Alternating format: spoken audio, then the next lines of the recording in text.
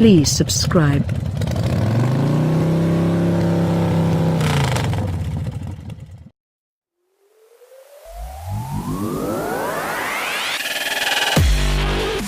Volvo will follow up its successful XC SUV range with an all-new V40 to rival the Volkswagen Golf, Audi A3 and BMW 1 Series, and it'll challenge its German rivals by offering not only a plug-in hybrid version but also a pure electric edition. The XC40 is the first of the Swedish brand's cars to be launched on its all-new platform architecture, called Compact Modular Architecture, CMA. But Volvo plans to quickly expand its lineup on the new chassis, with the next model expected to be a replacement for the aging V40 hatchback. The new V40 will look a little wider than the XC40 because, while the two cars are actually likely to feature the same width at the front axle, the newcomer's lower roofline will give the car a more aggressive stance. As previewed by our images, the V40 will incorporate elements from the 40.2 concept, which was shown alongside the 40.1 that ultimately became the XC40. The next V40 is also likely to adopt the XC40's wheelbase, which is usefully longer than that of the existing hatchback.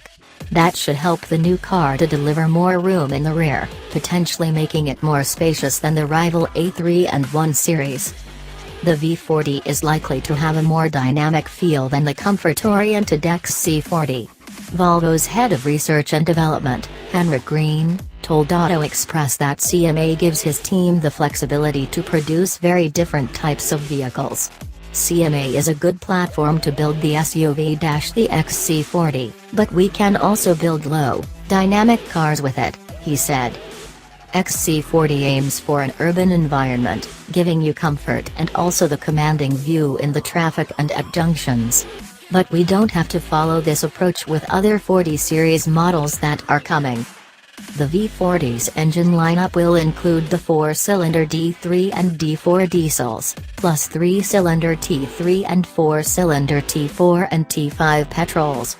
Crucially, though, CMA has been designed from the outset with electrification in mind, and the forthcoming plug-in hybrid and pure electric versions of the XC40 will be mirrored by electrified V40s.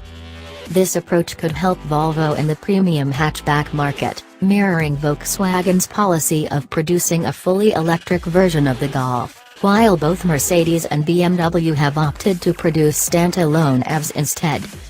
In purely physical terms, we have to fit the battery in the floor, Green said, but CMA gives us pretty good bandwidth. Everything from the full SUV height down to fairly low cars is possible.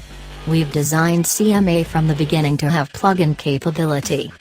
The first fully electric CMA product will not be a Volvo, in fact, but the Polestar 2 high-performance saloon, due in the second half of 2019. However, when the electric V40 does arrive, it will be offered with a choice of battery size and range, Green confirmed. For each electric car, we will typically have at least 2 different battery sizes on offer, he told us.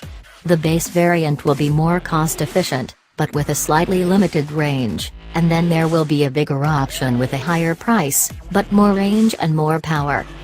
Expect many of the XC40's practical touches to make it across to the V40, at least on the options list.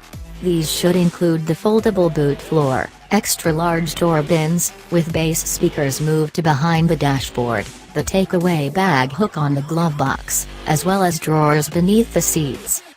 On the standard equipment list, Volvo is likely to take advantage of the same economies of scale that it has applied to the XC40, and fit every V40 with its Sensus 9-inch portrait layout infotainment system, as well as a fully digital driver's instrument panel.